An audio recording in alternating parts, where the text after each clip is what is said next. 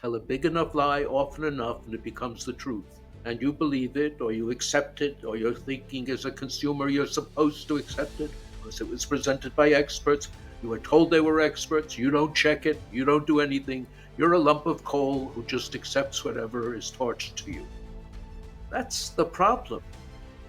Almost none of that is true. The whole issue is full of lies and has nothing to do with science.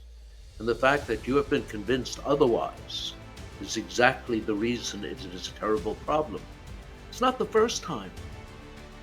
I mean, Stalin did it with Lysenko. Eugenics was used to restrict immigration to America before World War II, leaving people stuck in Europe. Hitler used it for racial theory. Science supported it. And people went along. And despite the millions and millions who have died because of that over the past century, we still do it. When do we learn?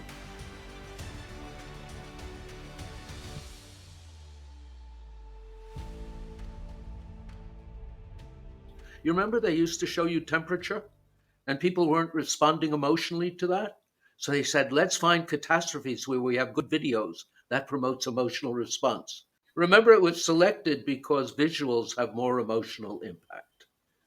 In other words, despite the fact that the Intergovernmental Panel on Climate Change, the UN's official document, was saying in its science section they could find no connection between extreme weather and climate, they nevertheless decided extreme weather is what they would push because that gave good visuals.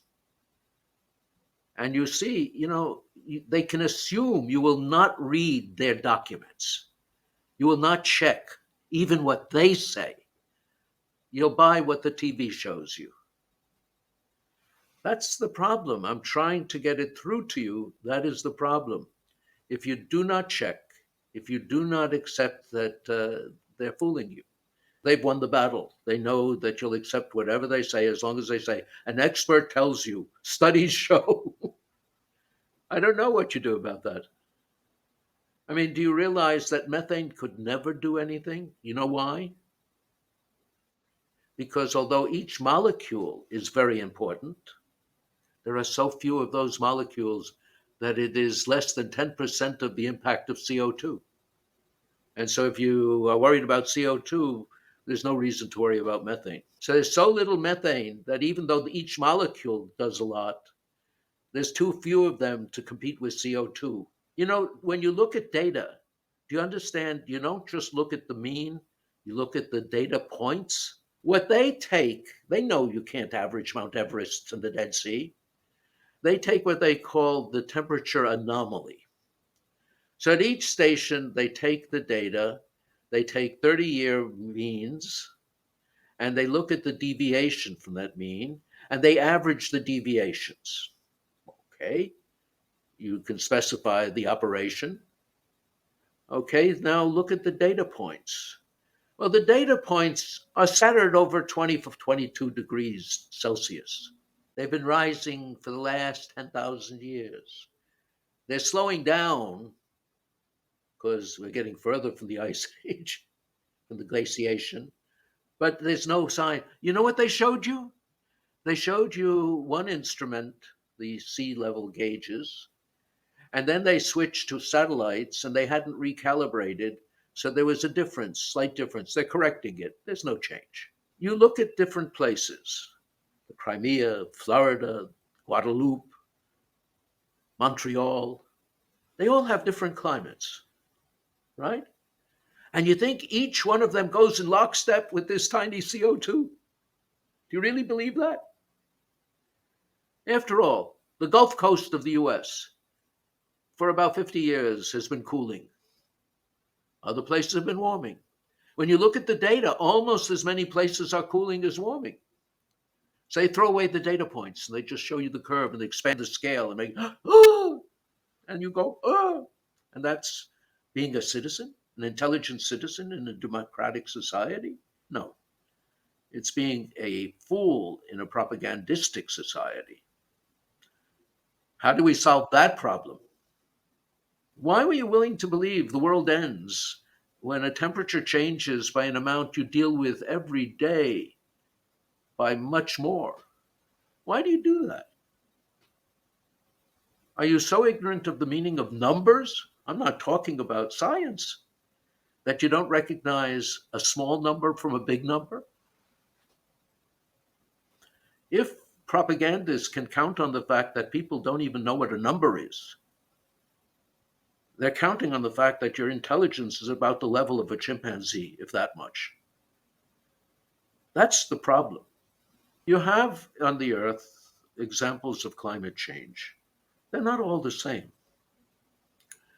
The definition is deviations from a 30-year average. Not all deviations from a 30-year average have the same cause. So, for example, the greenhouse effect, the simple models assume that you have a surface in radiative balance with space. Well, that's not true. The surface of the Earth is mostly ocean, and there are constantly ocean circulations taking air heat up and taking heat down from the surface. So the surface is not in equilibrium with space. There's something else going on. For ocean circulations, the timescales are anywhere from a few years to 1,000 years. So changes like the medieval optimum and so on probably are the ocean, just circulations exchanging heat with the surface. Then you have the last glaciations. And we know from the paleoclimate data that these have occurred roughly every 100,000 years. The Earth is glaciated for thousands of years, then deglaciates. And a man called Milankovitch,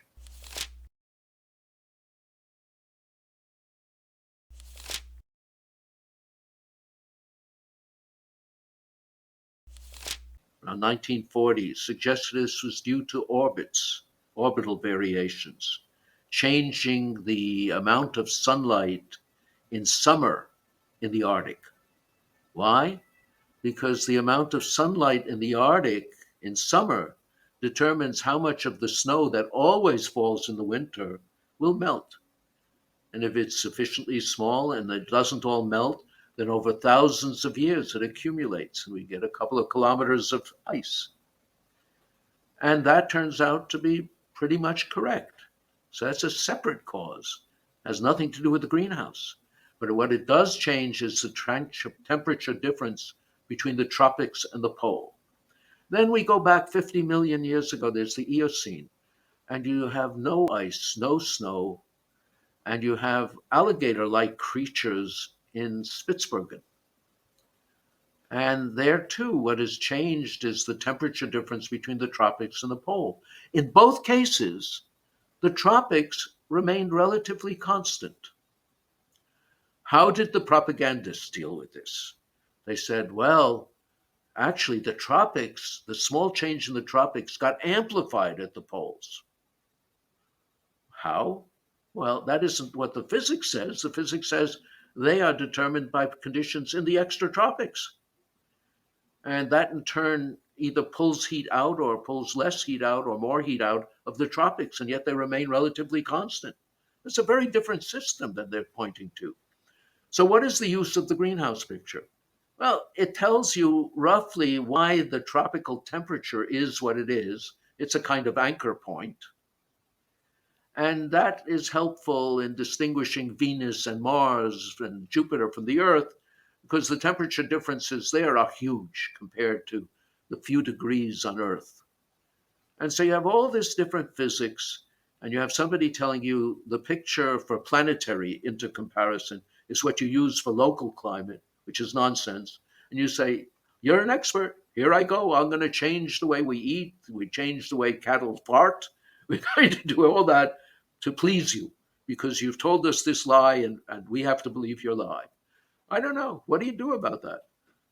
What determines the temperature difference between the tropics and the pole is due to hydrodynamic instability. And even Werner Heisenberg,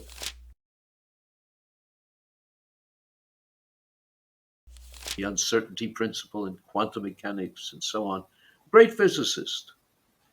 And his thesis when he was a student was in hydrodynamic instability. And he thought it was harder than quantum mechanics. So you're telling me, and this is a problem, it's a real problem, that that has to be brought to a point where any high school student should understand it. And most of the people in my field have trouble understanding it. So you're always going to have a difficulty, and that's why, in fact, unprincipled politicians can exploit this, and why your, how shall I put it, your language, when you discuss it, has to be made simple enough for you to understand. You're hitting a paradox. It's a kind of paradox of democratic governance. You, as a citizen, have a role in deciding things. And the assumption is that you can have it explained to you in a way that will be understandable. And sometimes that's possible. But usually, if there is controversy, then you are lost again because it can't be readily resolved. So you can speak of it as a dogma because in a democratic society, we all have to understand, and kids are being frightened to death and they're losing any hope for the future and so on. All that is true. But the notion that an 11-year-old is going to understand what Werner Heisenberg had trouble understanding, and never did actually, is a little bit mythological. And so the question is, how do you run then? There is something called a red team assessment. When the US as a state, as a country, has decisions to make about weaponry, defense policy, uh, war principles, and so on, difficult issues, they usually take the current view and then create a red team to criticize it and to examine what the shortcomings are and to encourage a dispute which would help them decide whether the policy is worth pursuing. And so far, there has been an absolute refusal to have an assessment. The only one that occurred that I can think of was the American National Academy of Sciences in 1993 issued something called the Nuremberg Report. Very large report, much more thorough than the IPCC. And it showed all sorts of problems with the issue. And Bill Nierenberg, who chaired it, he was head of Scripps Oceanographic, became a very prominent skeptic. As a result, that report was buried. This has been typical of this issue. It doesn't resolve anything, but it showed a lot of the questions. It wasn't showing all of the questions. You had other things, for instance, the president of the National Academy at that time was a man called Frank Press. Now, he had been science advisor to President James Carter. And he was in on this issue. He knew that the government wanted to cause an energy transition, as you say, the energy gave on, whatever, in Germany. And so he promoted it at the National Academy, but even he got frightened at the extremism and began, I remember at one meeting, warning the members not to go overboard on this, be careful. These are all these things that I witnessed. He was afraid that the issue was getting out of hand. In other words, he, like the political ocean, the politicians love changing the energy system. If you want to completely overturn it, which is what they're trying to do, it is one of the few aspects of society that immediately takes you to trillions of dollars. Now, when governments spend, in the US, it'll be trillions of dollars that Biden has planned to spend. That's very impressive, right? Somebody gets those trillions of dollars. And, for instance, how much does a politician need when he runs for office? Or he needs a few million, right? How much does the person getting trillions have to give back to the politician to get his support? Think of a trillion, 1,000 billions. A billion is 1,000 millions. What a marvelous bargain. You collect trillions, you only have to give back a few percent and you guarantee your support. That's one of the problems with politics. And that's what, for instance, in the US, the Green Movement in the US, what was it concerned about at first? Clean air, water, snail darters, species diversity, whales, all that stuff. All of a sudden, Earth Day, April 1970, what happened? All of a sudden, the focus of the Green Movement was the energy sector, with a few exceptions like the ozone issue. And this was it. It was big, big bucks. And so, whatever the reasons for it were malicious. You knew it would hurt society. But the politicians wanted it because it provided the rationale for giving away trillions and collecting back what they needed for their political careers. In the US, we have a problem. It was called the March Through the Institutions. Essentially, it's trying to explain what happened to the universities, which, at one time were like 70-30 left, right, and now are 99.9.1 left, right. And the idea was you had gradually over the years taken over institutions. Why did you do that? In America, it stems back to the Vietnam War. And it was very much a case during the Vietnam War, during 1968 Democratic Convention. You had all sorts of violent anti-West, anti-American groups, Students for Democratic Society, Weather Underground, who were essentially against the US. You had a split in America. You had the draft taking people from the working class, middle class, to fight in Vietnam. You had the educated elite asking for deferments because they were in college. And instead of saying, well, I'm glad I don't have to serve, they said it's an evil war and we're against the country. And the question is, what happened to that? And what happened was after 68, Nixon was elected. We thought it was finished. But they began what was called the March Through the Institutions. And a lot of attention has been given to how this took over the universities. But it's equally obvious when you look at it that there were better targets that they were after. One of them was the environmental movement. The other was professional societies. All of them jumped on board. Philanthropic organizations like the Rockefeller Foundation or the Ford Foundation were taken over. What characterized these organizations is they had one managing director or executive director who could speak for the whole organization. So you only had to co-opt one person, and you had all sorts of things at your disposal. And, so my wife, for instance, went to a meeting of the Modern Language Association in the 60s. They were already completely crazy on this issue.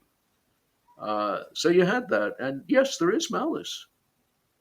It is anti-Western society. You look at the New York Times today, the 1619 Project.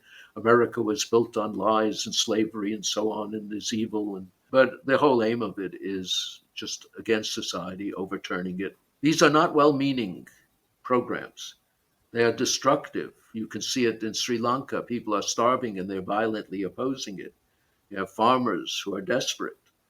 You have billions of people in the world who do not have access to energy. We're telling them you must stay poor forever. Now, this is not kindness. And the only excuse is this is an existential threat. But you look at the science in the UN documents, there's no existential threat. It's ridiculous. The answer isn't how to deal with this per se. The answer is, you mentioned it yourself. How do you promote critical thinking? And critical thinking involves asking questions, and the questions need focus. So, you're right. You can't go to these young people, or they're not so young anymore, and say, this is nonsense. You have to think about it. The question is, what do you have to think about?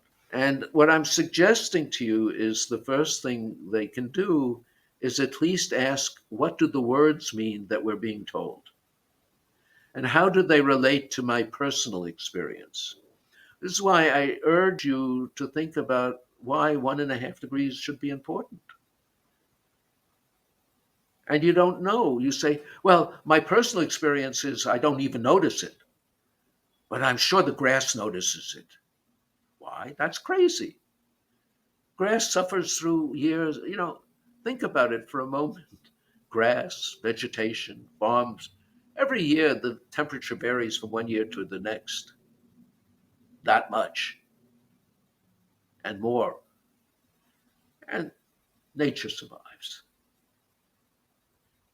It's not an issue. Yes, there can be droughts, there can be floods, there are extreme events. We read about it in the Bible. It's nothing new. I mean, there are all sorts of things we can do, and even regular war. I mean, World War II for much of Europe and Asia was pretty devastating. Nevertheless, it was not an existential threat. Could have been a much worse threat than it was had the wrong sides won. But it's those are severe problems that mankind creates and deals with. In terms of natural problems, I mean, you had, as the energy became the focus of environmentalism, what they started with, you remember, was global cooling due to sulfates. And that ended, so they couldn't push that. Well, I mentioned to you with Earth Day 1970, April 1970, the focus of the environmental movement was on essentially the energy sector. And the first thing they went to was global cooling. There was global cooling hysteria roughly through the 70s. And the reason was this temperature metric, which is crazy, had been cooling from about 1938 to 1975.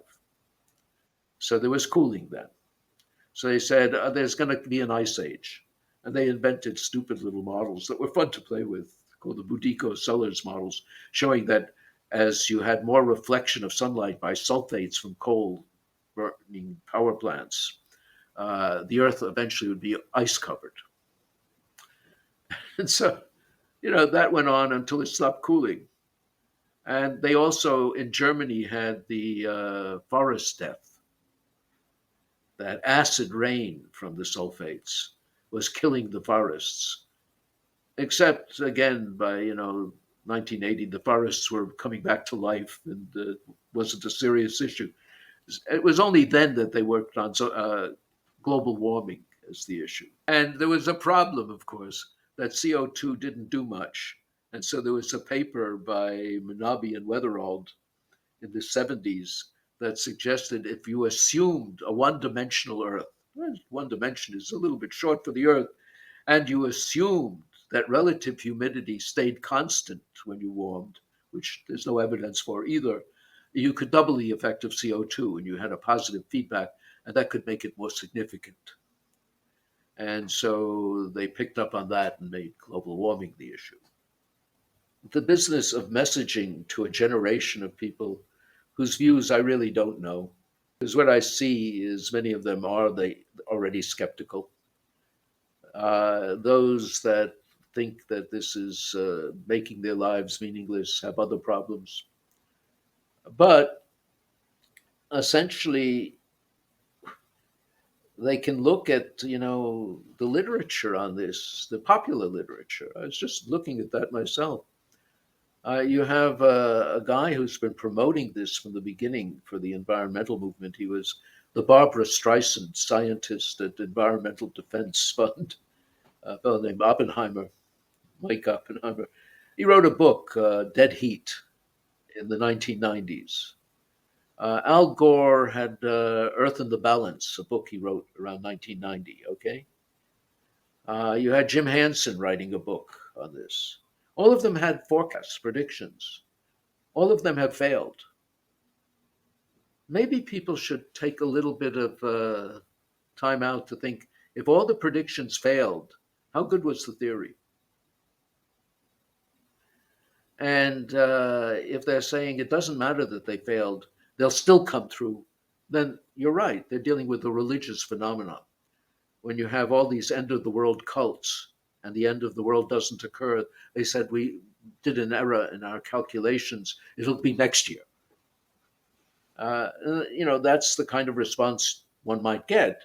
And that's a neurotic response, saying, I believe in this so firmly that even when it fails, I find an excuse for its failure.